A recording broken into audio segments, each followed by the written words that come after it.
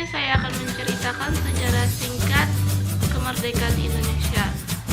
Jangan lupa subscribe, like, dan tekan tanda lonceng sebelum melanjutkan cerita ini.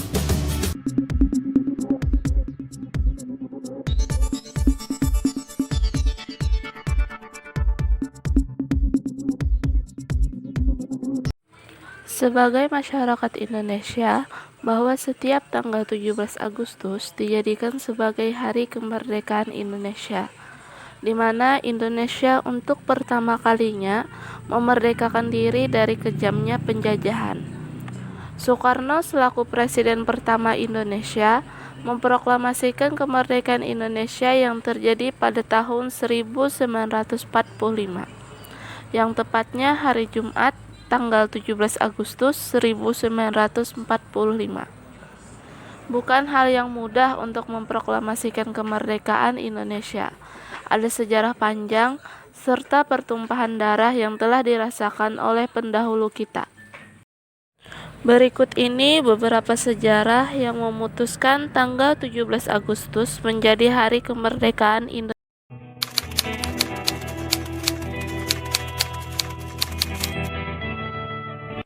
Sebuah bom atom dijatuhkan di atas kota Hiroshima, Jepang, dan Amerika Serikat yang mulai menurunkan semangat tentara Jepang di seluruh dunia.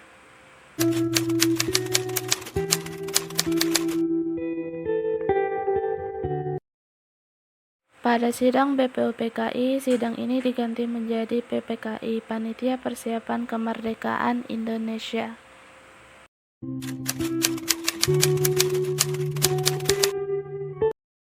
Soekarno, Hatta, dan Regimen Weddiodiningrat diterbangkan ke Vietnam untuk bertemu Marsekal Terotji.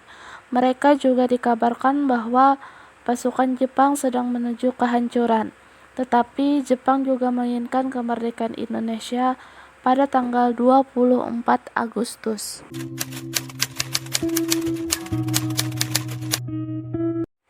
Sementara itu di Indonesia, Sultan Syahrir telah mendengar berita lewat radio bahwa Jepang telah menyerah kepada sekutu. Syahrir memberitahukan kepada penyair Chairil Anwar tentang jatuhnya bom atom di Nagasaki, dan Jepang telah menerima ultimatum dari sekutu untuk menyerah.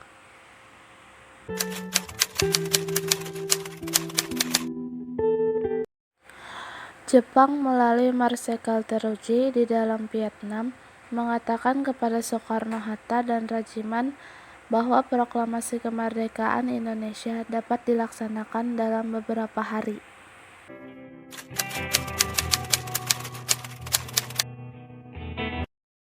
Saat Soekarno-Hatta dan Regimen kembali ke tanah air, Syahrir mendesak agar Soekarno segera memproklamasikan kemerdekaan, karena menganggap hasil pertemuan di Dalat sebagai tipu busuk Jepang.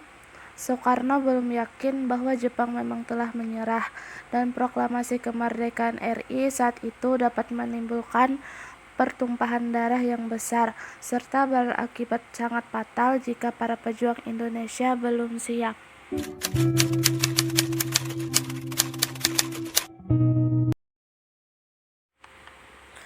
Jepang menyerah kepada sekutu. Tentara dan angkatan laut Jepang masih berkuasa di Indonesia, karena Jepang telah berjanji akan mengembalikan kekuasaan Indonesia ke tangan Belanda.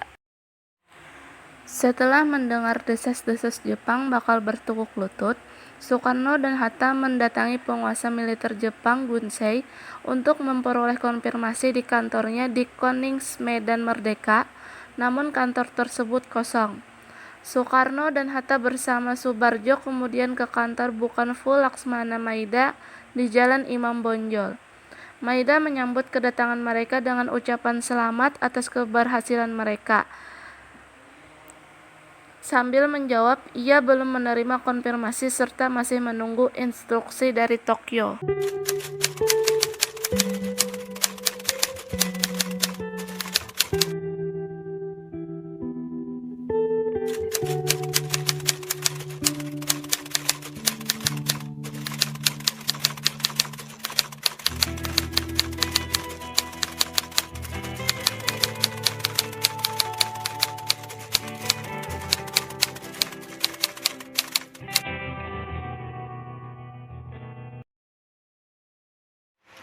Perundingan antara golongan tua dan muda dalam penyusunan teks proklamasi kemerdekaan Indonesia berlangsung pukul 2 sampai 4 dini hari.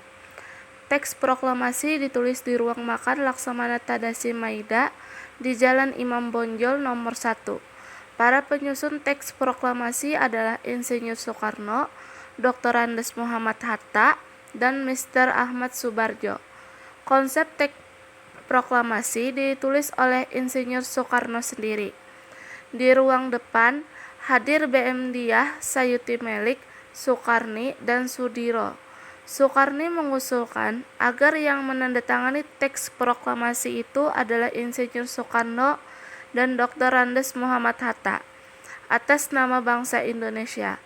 Teks proklamasi Indonesia diketik oleh Sayuti Malik.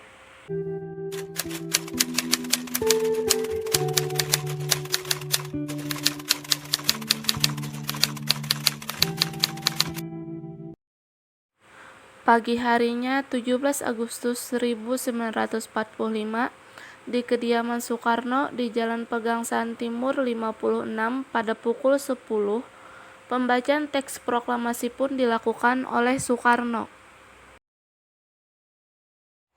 Kemudian disusul pengibaran bendera merah putih yang telah dijahit oleh Ibu Fatmawati dan Indonesia pun dinyatakan telah merdeka. Pembacaan teks proklamasi yang dibacakan oleh Insinyur Soekarno.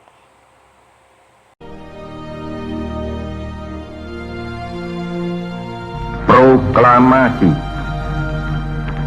Kami, bangsa Indonesia, dengan ini menyatakan kemerdekaan Indonesia. Hal-hal yang mengenai pemindahan kekuasaan dan lain-lain diselenggarakan dengan cara saksama dan dalam tempo yang sesingkat-singkatnya. Jakarta, 17 Agustus 1945, atas nama bangsa Indonesia, Soekarno, Hatta.